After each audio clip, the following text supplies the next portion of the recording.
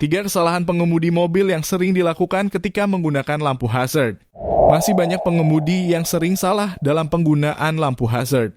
Lampu hazard digunakan hanya ketika mobil sedang dalam keadaan darurat di tengah jalan. Yang sering dilakukan ketika menyalakan lampu hazard tapi kurang tepat seperti menghidupkan ketika hujan deras maupun kondisi jalan yang berkabut. Penggunaan yang salah justru sangat berbahaya.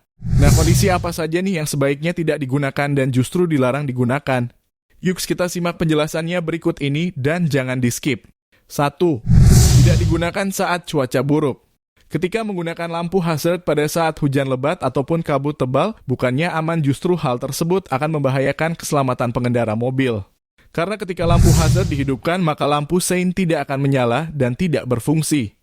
Ketika akan berbelok, tentunya lampu sein tidak akan berfungsi karena sedang digunakan menjadi lampu hazard.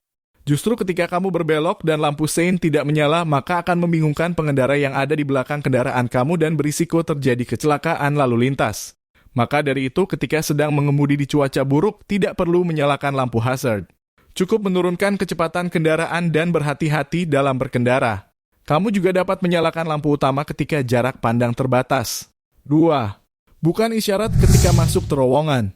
Banyak orang menganggap bahwa dengan menyalakan lampu hazard ketika melewati terowongan yang gelap akan memberikan isyarat bagi pengendara lain bahwa ada kendaraan yang sedang melaju. Justru jika lampu hazard tersebut dinyalakan akan mengganggu pengemudi lain dan membuat bingung pengemudi lain yang ada di belakang karena terganggu dengan kedipan dari lampu hazard.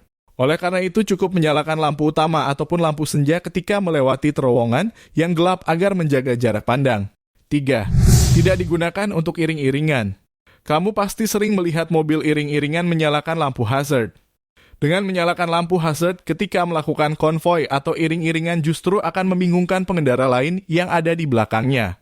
Ketika sedang melakukan konvoi, lampu tersebut tidak perlu dinyalakan dan cukup menjaga jarak serta mengatur kecepatan agar tidak tertinggal oleh rombongan lainnya.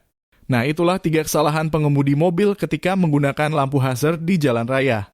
Bagaimana menurut kalian? Tulis di kolom komen ya. Kalau kamu suka video ini, jangan lupa like, share, save, dan follow akun ini.